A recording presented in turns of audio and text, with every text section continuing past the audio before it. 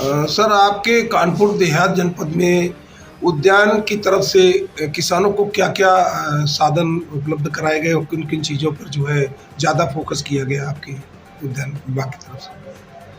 उद्यान विभाग द्वारा कानपुर देहात में मुख्य रूप से 4 योजनाएं संचालित की जा रही। नंबर 1, प्रधानमंत्री कृषि सिंचाई योजना माइक्रो इरिगेशन पर drop more crop. Number 2, RKVY योजना। नंबर 3, राज्य सेक्टर योजना। नंबर 4, PFME योजना। PMKSY योजना में लाभार्थी किसानों के यहाँ rain gun, portable sprinkler, mini sprinkler, drip irrigation, इन 4 पद्धतियों की स्थापना कराई गई है।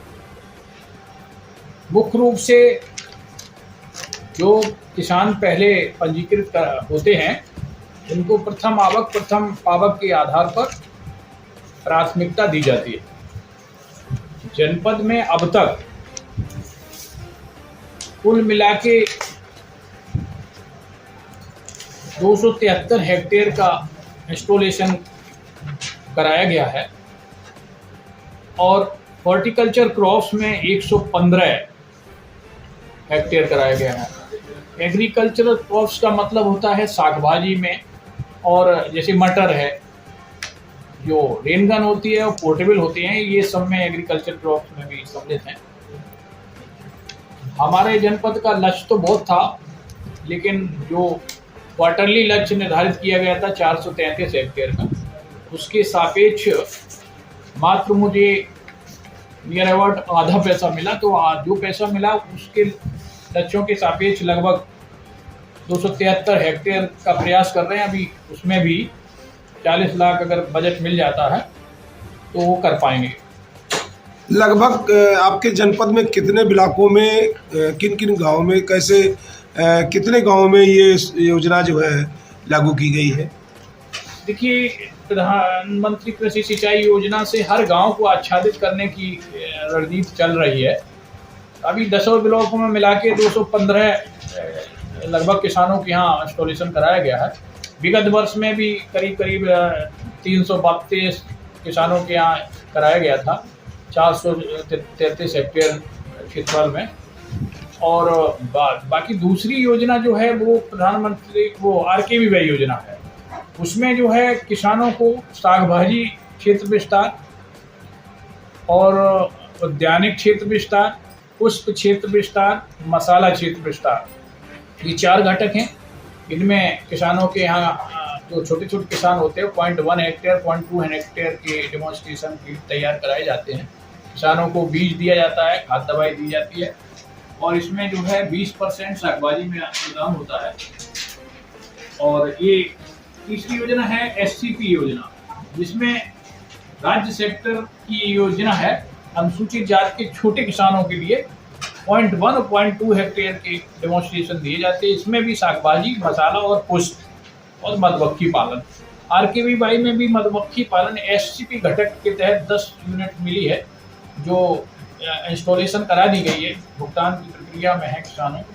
इसमें किसानों को 40% अनुदान दिया जाता है। तो इसी तरह की एक है प्रधानमंत्री सूक्ष्म खाद्य उद्योग उन्नयन योजना PMFME योजना। ये इसी वर्ष लॉन्च की गई है, जिसके तहत हमारा जनपद का लक्ष्य 149 का था। 106 कृषकों का पंजीकरण कराया गया है। 27 फाइलें बैंक को भेजी गई थी, 8 रिजेक्ट कर दी गई हैं, 19 फाइलें अभी गति में हैं, 1 फाइल सैंक्शन की गई है। इस पे प्रयास किया जा रहा है कि ज़्यादा से ज़्यादा जो किसान है, जो छोटा उद्यमी है, इसमें 10 लाख तक के प्रोजेक्ट पर 3.5 लाख का अनुदान है, और बड़ा प्रोजेक्ट 35 लाख तक का अगर आप लगाएंगे उन्नयन के लिए या नया वो इस जनपद का जो ODUP दुग्ध उत्पाद है वो लगाएंगे, तो उसमें अधिकतम 10 लाख तक की सब्सिडी है। ये अच्छी योजना है। इसमें प्रयास किया जा रहा है। डिस्ट्रिक्ट के लिए जो रिसोर्स पर्सन निर्धारित किए गए थे, नॉमिनेटेड किए गए थे, उसमें से मिस्टर अशोक हैं जो कार्य कर रहे हैं, अवधेश हैं कार्य कर रहे हैं। उनकी प्रयास से 28, 27, 28 प्रोजेक्ट बैंक जा चुके हैं। और ये अगर हम अगले आने वाले समय में इसमें सक्षम हो जाते हैं और ये इसको करा ले जाते हैं तो ये एक इंफ्रास्ट्रक्चर के रूप में इस जनपद के लिए मील का पत्थर होगा। एक इसी PMFME योजना के तहत इस जनपद के लिए इनक्यूबेशन सेंटर सैंक्शन कराया है। वो 3.5 करोड़ का है। वो आलमचंदपुर हमारी एक क्षेत्र है यहाँ पे, वहाँ पे हम उसका इंस्टॉलेशन होगा भविष्य में 1-2 दिन में, 10 दिन के अंदर जो है वहाँ प्रारंभ हो जाएगा। कैसा शासन से शायद निर्गत हो गया, उसका उद्घाटन माननीय केशव प्रसाद मौर्य जी ने कर दिया था। पत्थर वहाँ से आ रहा है, कौशाम्बी में किया गया था कई जनपदों का, तो पत्थर वहाँ से आ रहा है। बहुत जल्दी वो कार्य भी प्रारंभ हो जाएगा। इस जनपद में कोई पौधशाला नहीं है, जिसके लिए हमने काफ़ी बार लिखा है और अब पुनः फिर प्रस्ताव भेजेंगे। और एक लोहिया पार्क के लिए जो विगत नियमों के तहत बनाया जाता था उसके लिए भी एक प्रस्ताव गया है, PWD से सैंक्शन होके आ गया है। अब वो यहाँ से चला जाएगा, वो भी आलमचंदपुर में नहर के क्या आपके विभाग की तरफ से कानपुर देहात के जनपद में जितने भी ब्लॉक हैं उनमें क्या गोष्ठियों के द्वारा आपकी तरफ से किसानों को जागरूक किया जा रहा है या नहीं? जी देखिए, हमारे इंस्पेक्टर्स हैं जो ब्लॉक प्रभारी है, वो जाते हैं किसानों को जागरूक करते हैं। हमारे 2 गोष्ठियां थी जनपद स्तर की, वो मैंने यहाँ ऑर्गेनाइज कराई थी। नहीं, जनपद स्तर की नहीं, ब्लॉक स्तर की गोष्ठी। ब्लॉक स्तर की यहाँ अभी कोई गोष्ठी नहीं, पैसा नहीं है उसमें, ना दिया जाता है, ना कोई ऐसी योजना है। लेकिन हम फील्ड विजिट करके, फील्ड डे करा के अपने इंस्पेक्टरों को लेके मैं स्वयं भी जाता हूँ और जागरूक करता हूँ छोटे छोटे किसानों को। जैसे धनिया लोग करते परंपरागत पद्धति से, तो मैं कहता हूँ कि अब ऐसे करिए, अच्छे से करिए। गोभी जैसे धान गेहूँ करते थे उससे हटके मैं कहता हूँ कि सागबाजी करिए, तभी आपकी इनकम बढ़ेगी। उद्यान लगाइए, तभी आपकी इनकम बढ़ेगी। पर्यावरणीय जो है एटमॉस्फेयर भी चेंज होगा अगर उद्यान लगाएंगे। और फूल, फल, सागभाजी, मसाले की तरफ हम जागरूक करने के लिए छोटे छोटे वो करते रहते हैं। हमारा ये अनूपपुर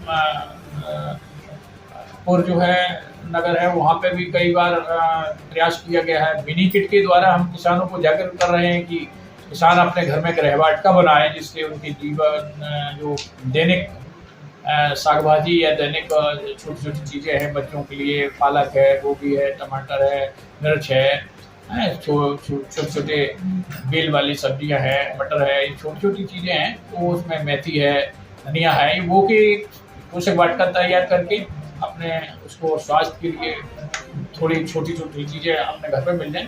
ये भी एक योजना चल रही है पोषक वाटिका की, बहुत अच्छी योजना है।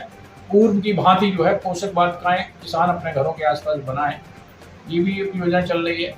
कोशिश की जा रही है कि किसान की आय जो 2 गुनी करने का लक्ष्य है उसको 2024 तक, अभी 22 में कुछ किसानों ने तो पा लिया है लेकिन ज़्यादा ने नहीं पा पाया है, तो जो बचे हैं उनको भी 2024 तक हम लोग जो है 2 गुनी आय के लिए हर संभव प्रयास कर रहे हैं और करते रहेंगे। क्या तुलसी की खेती करने के लिए किसानों को प्रेरित किया गया है? हाँ देखिए, तुलसी की खेती करने के लिए किसानों को पहले प्रेरित किया गया था।